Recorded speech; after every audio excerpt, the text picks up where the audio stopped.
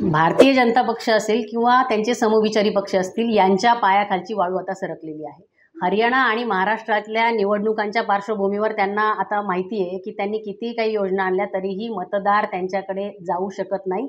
अशा प्रकारचा राज्यकारभार त्यांनी केला आहे की लोकांना आता कधी निवडणूक येते आणि कधी आम्ही यांच्या विरोधात मतदान करतो असं झालंय. त्याच्यामुळे मतांचं कुठेतरी गोळा करण्यासाठी अशी काहीतरी वक्तव्य करायची आणि लोकांची सहानुभूती गोळा करायची. मुळात हे लोकशाहीच्या विरोधात आहेत, संविधानाच्या विरोधात हे आहेत, हे सगळ्यांना माहिती आहे.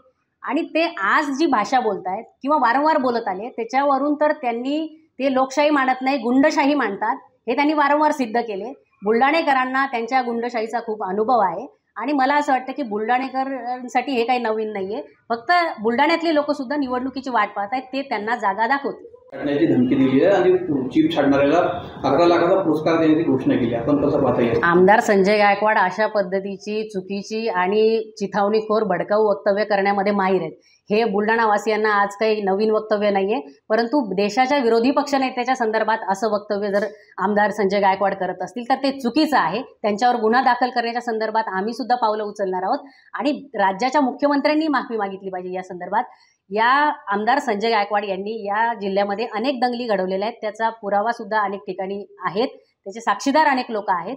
आणि वारंवार दलित बांधवांच्या संदर्भामध्ये चुकीची वक्तव्य करणं, त्यांच्यावर तलवारी घेऊन त्यांच्या घरांवर हल्ले करणं, हे नवीन गोष्ट आमदार संजय गायकवाड यांच्या संदर्भात नाहीये. हे या सगळ्या शहरातल्या लोकांना, बुलढाणा विधानसभा मतदारसंघातल्या लोकांना माहिती आहे. मला असं वाटतं की अशी वारंवार वक्तव्य केल्यामुळे आमदार संजय गायकवाड यांची जीभ छाटून आणण्यासाठी कोणालाही पुरस्कार देण्याची सुद्धा गरज पडणार नाही. त्याची जीभ जो छाटून आणेल त्याला 11 लाखाचं बक्षीस त्यांनी जाहीर केलंय. आमदार संजय गायकवाड यांचं वक्तव्य म्हणजे चोराच्या उलट्या बोंबा आहेत. कारण आमदार संजय गायकवाड यांनी स्वतः दलित बांधवांच्या बद्दल अतिशय वादग्रस्त वक्तव्य अनेक वेळा केलेली आहेत, जी सर्वश्रुत आहेत.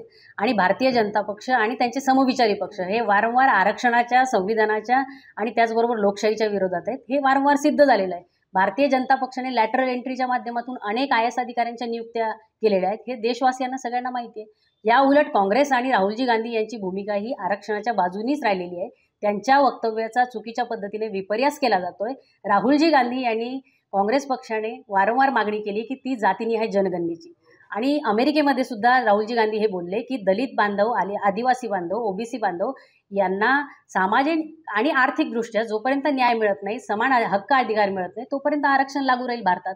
मग याचा विपर्यास जर हे लोक करतायत, याचा अर्थ यांच्या बुद्धीची जेवढी कुवत आहे, यांची जेवढी लायकी आहे, तेवढ्या लायकीनुसार, त्या बुद्धीच्या कुवतीनुसार ते विचार करतायत. आणि आमदार संजय गायकवाड हे अशा प्रकारची चिथावणीखोर भडकाऊ वक्तव्य करण्यामध्ये माहीर आहेत. हे काही त्यांचं आजचं पहिलं वक्तव्य नाही आणि या बाबतीमध्ये त्यांची ती लायकी नाहीये. त्यांनी खरं म्हणजे या देशाच्या विरोधी पक्षनेत्याच्याबद्दल असं वक्तव्य करणं, खरं म्हणजे मुख्यमंत्र्यांनी त्यांच्या या वक्तव्याबद्दल माफी मागितली पाहिजे, स्वतः आमदारांनी माफी मागितली पाहिजे आणि या ठिकाणी अशी चिथावणीखोर वक्तव्य करणाऱ्या या आमदारावर गुन्हा दाखल झाला पाहिजे. आम्ही स्वतः त्या बाबतीमध्ये आता स्वतः पोलीस स्टेशनला जाऊन गुन्हा दाखल करणार आहोत.